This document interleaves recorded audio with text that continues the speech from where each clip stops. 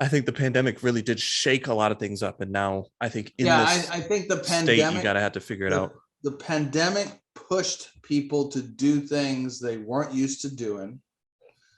And now there's no going back. So therefore, we have to go forward with doing the things that we were pushed into with excellence that some of us are exhausted from. And we're trying to figure it out better, you know? I mean, I'll give you an example if you got a moment. Yeah, all right. go for it. So like when the pandemic came, there was a zillion churches that weren't even online. And there was a zillion churches that were online.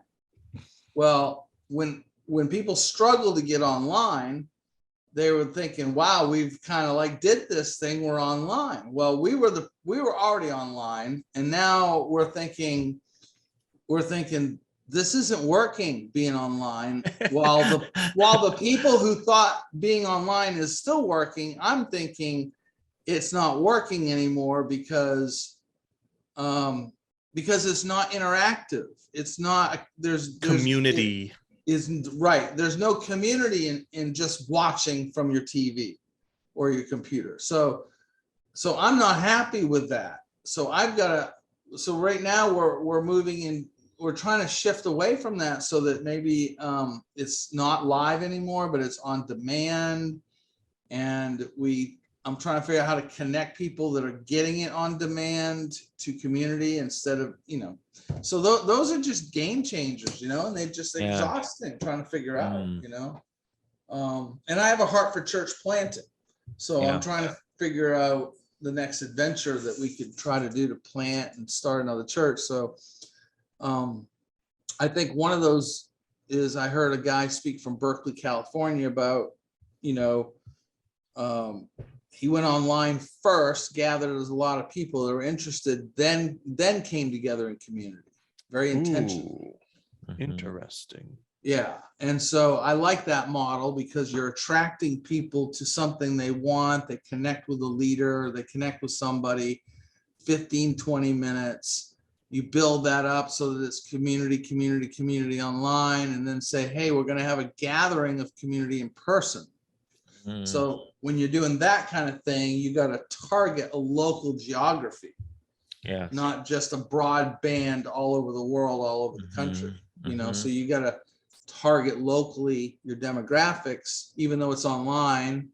So that's kind of a new way of thinking for me. But I'm stretched too much to go there with my creativity on it yet. Yeah, this is very fascinating because I maybe not the demographic piece, but Ryan, I feel like you have done that. Like you had an online audience that kind of known each other through messaging. You see an avatar, a picture, but then like you had a meetup.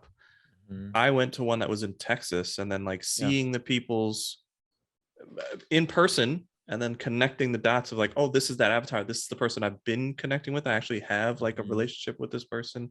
I don't think Ryan did it intentionally like that, where it was like, hey, all these people are online are going to then get to know each other and then have the relationships. But it has turned into that.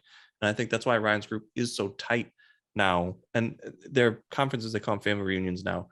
I think if you did that intentionally, where you were more location based and just like, hey, I really want to hammer this area, however I get in front of them through ads or through whatever, make those people have those connections and then bring them in person. I think that is a pretty powerful way to have that, because I think it is uncomfortable for a lot of people to say hello and talk to each other face to face to originally build a relationship. But I think it's way easier online. If someone asks a question, then you just answer it, and it's not like a deep conversation you got to have, and you don't feel like you're sitting in front of somebody.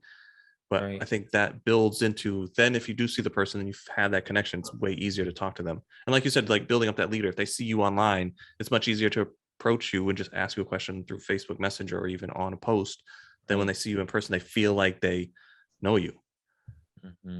We're excited about this. Stephen and I have come up with a Wingman VA pastor service. We want to get pastors' time back for them so they can do what they are called to do. We want to help you get your time back. So click the link below to get your free download.